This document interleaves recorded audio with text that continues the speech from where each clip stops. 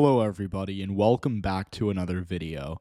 In today's video, we'll be taking a look at the 2024 Senate elections and looking specifically at the candidates running for the Republican Party. So last year, obviously, if we take a look at the Senate results from last year, but also House results and in some cases the gubernatorial results, the Republicans really underperformed, and I think a lot of that, and most of you will agree, was because of the candidates they ran. And even in states they won, like Ohio, for example, J.D. Vance only won by 6, despite the fact that every other Republican running for statewide office in Ohio last year won by 20 to 25 points. So that's an example of a bad candidate who underperformed, and obviously he hurt Republicans. They could have potentially won Greg Landsman's seat down in Cincinnati. Democrats won that by 5. Democrats won a seat in kind of the Akron area with Amelia Sykes by 6. And so those were seats that J.D. Vance hurt Republicans in because he performed so badly at the top of the ticket. Now, he won, but that's just one example of a Republican candidate underperforming. Now, there are more drastic examples I think we can look at. I think the first is Pennsylvania, where Dr. Oz lost to John Fetterman. And Dr. Oz really consistently had terrible approval ratings in the polls we saw. He was not really a good candidate. He wasn't from the state of Pennsylvania. And Fetterman really attacked him for that. And in exit polls we saw most voters did not like Dr. Oz. And so that obviously hurt the Republicans. Their candidate was very unpopular, and that's what elected Fetterman, or it played a part in electing Fetterman. In Georgia, I think that was to an even greater extent, because in Pennsylvania, the Democrats did have a pretty decent turnout. In Georgia, they got outvoted by 5%, and Raphael Warnock still beat Herschel Walker by just under 3 points. And Herschel Walker obviously had a lot of scandals between his children, his domestic abuse allegations, and his gaffes on the campaign trail. So that definitely hurt the GOP in Georgia. And then you go over to Arizona, which I think is the last good example of this, where Blake Masters really had a bad performance there. He was expected to come close. A lot of people actually kind of had him as a sleeper pick to win, and he lost by 4.9% to Mark Kelly, who, again, was a strong incumbent. I didn't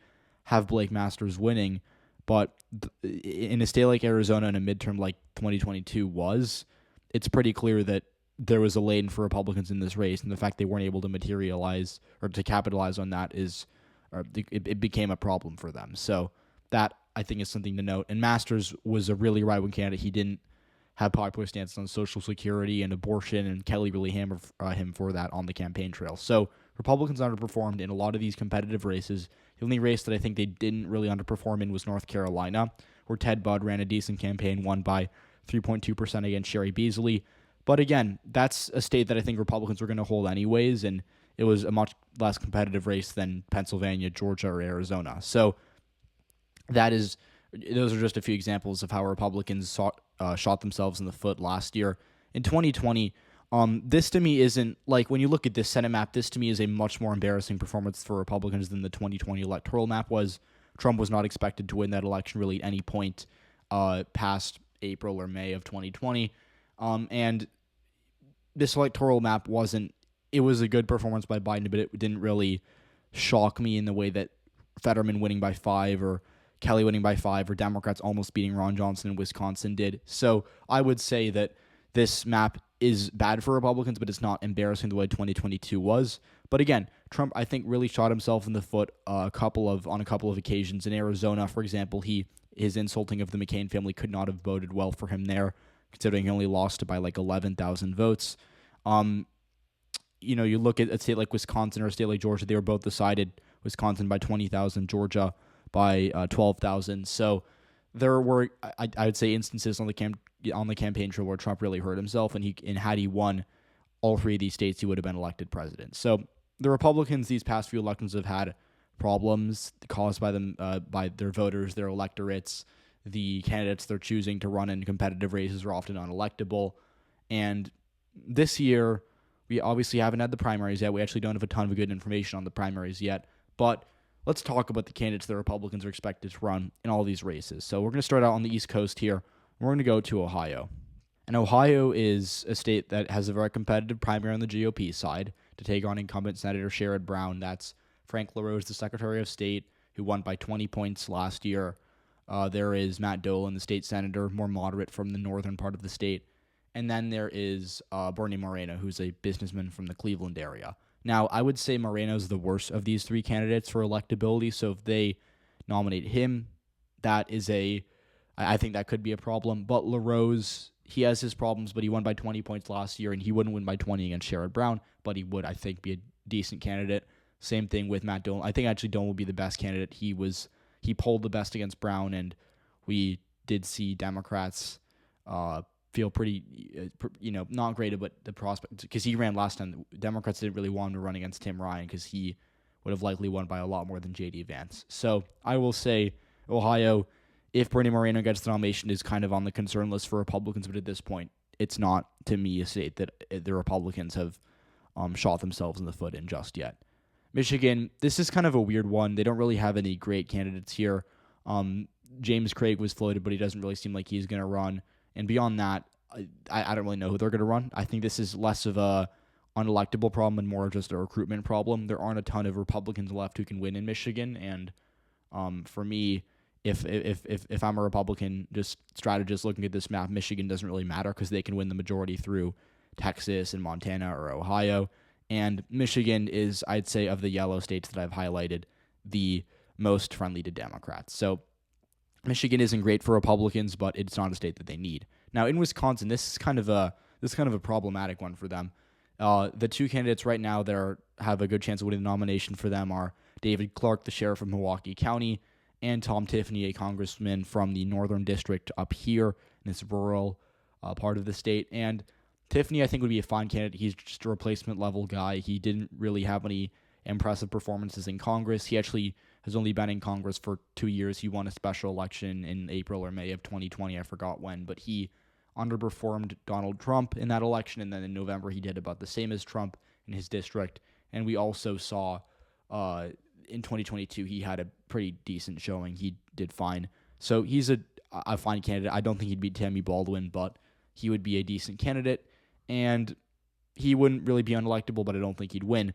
But Republicans do have a downside in this race, and that's, like I said, David Clark, sheriff of Milwaukee County. He's really, really problematic for Republicans. He's an election denier. He's kind of fits the mold of Republicans who cost themselves last year, kind of like a Doug Mastriano or a Tudor Dixon or a Tim Michaels even. So I would say if they run David Clark, that's definitely going to go in the problem basket. For now, though, contested primary, there's still hope for Tom Tiffany winning that race, and I think that could be good for Republicans if they run Tom Tiffany, although I will say I do think David Clark is favored, and I think that could be their first big problem. Now, to go over to Montana, Montana is a interesting one. It's another one of those close primaries, but I do believe Tim Sheehy will likely win the primary. He is a former he's a veteran. He was in the military at some point. I don't know too much about him, but he is a decent candidate, and I think that he would be favored to beat Jon Tester in Montana. What I will say is that he is a very, very kind of conservative. Like, he's very conservative, but he's not a firebrand rhetoric type conservative the way Mastriano was in Pennsylvania or Robinson is in North Carolina. And that helps Republicans. Obviously, Montana is a conservative state, but there would still be problems if they ran a very right-wing candidate, right? Like Mastriano of Montana would not do well per se against Jon Tester. So that's the concern that Republicans have with Matt Rosendale. Rosendale lost to Tester last time, and he didn't really have a great showing in Congress last year. So I'm just going to say if they run Rosendale, it could be a problem for them. Rosendale's not a Mastriano level, atrocious candidate, but he's still not good. And Tim Sheehy, I think, would be a decent candidate. I think he'd actually probably beat Jon Tester. So that's a state that, again, kind of like maybe Ohio, you could see Republicans run a not great candidate, but you could also see them run a decent candidate and likely be favored to win. Now, Texas, obviously, they're going to run Ted Cruz. No need to talk about that. He's the incumbent. He's not a very popular incumbent, but he did win last time, and I think he's still favored. So, but right, like, since there's no competitive primary, there's not much need to talk about it. No, Arizona. Arizona is a good one. Just to look at these list of candidates for Republicans, we obviously don't know whether Kyrsten Sinema will run. It says she has not yet declared. I am not sure if she will. But going over to the Republican primary, let's just take a look at who their potential candidates are. We obviously we know Mark Lamb, sheriff of Pinal County, who to me is a very bad candidate and would likely lose, kind of a Blake Masters type, if I'm being honest here. And then we look at the potential candidates here. Abe Hameda, who ran for attorney general, lost by like a 0.1% last year. I wouldn't say he's a great candidate, but he's better than Lamb. And then we have Kerry Lake, who obviously would be a disaster for Republicans. Jim Layman, I think, would also not be that good, but he would be better than Lake, kind of on the Hameda level of not good, but not horrible. Masters would obviously be horrible. And then TJ Shope, who I don't actually know too much about. He's the president pro tempore of the Arizona State Senate, so maybe he'd be a decent candidate, but we're mostly looking at, I would say, Lamb, Lake, or Masters, and all of those candidates would be a disaster. So Arizona is the state that definitely is most concerning for Republicans. I'd say that in Wisconsin, and that could definitely result in the Republicans losing a winnable Senate race. Now, Nevada is the final state here, and again, it's an interesting one. This is a contested primary between Sam Brown, who ran for Senate in 2022, lost the primary to Adam Laxalt, and then, of course, I've talked about him before, but Jim Marchant was the candidate for, I believe, the Secretary of State race in Nevada. Wow, I cannot talk today, but he ran for Secretary of State last year for the Republicans, lost by 2% to Cisco Aguilar. And so, I mean, if a guy who underperformed Adam Laxalt, who underperformed Joe Lombardo, I think that he would be a pretty poor candidate to run against an incumbent Democratic senator. So if the Republicans in Nevada do end up nominating Jim Marchant, that would be really problematic for them. But Sam Brown, I think, would be a decent candidate. I think he would still narrowly be favored to lose, but would still be kind of replacement level. He'd kind of be like Sheehy or LaRose, right? So I would say if we're looking at these states, this is not a prediction, but if we're characterizing the states where the likely nominee will help whichever party, I'd say in Michigan and Wisconsin probably helps Democrats. In Ohio, 2 of the 3 candidates I think are decent for Republicans. That helps them. Texas, we're just going to keep it yellow because I don't really think there's too much to say about Ted Cruz. He's the incumbent. In Arizona, I think that helps the Democrats. In Nevada, it's a pure toss-up, I'd say right now.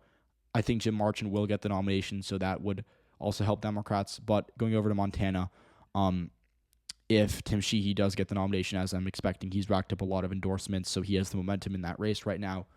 I would say that Montana would tilt Republican. So that being said, these races are still a long time from being decided.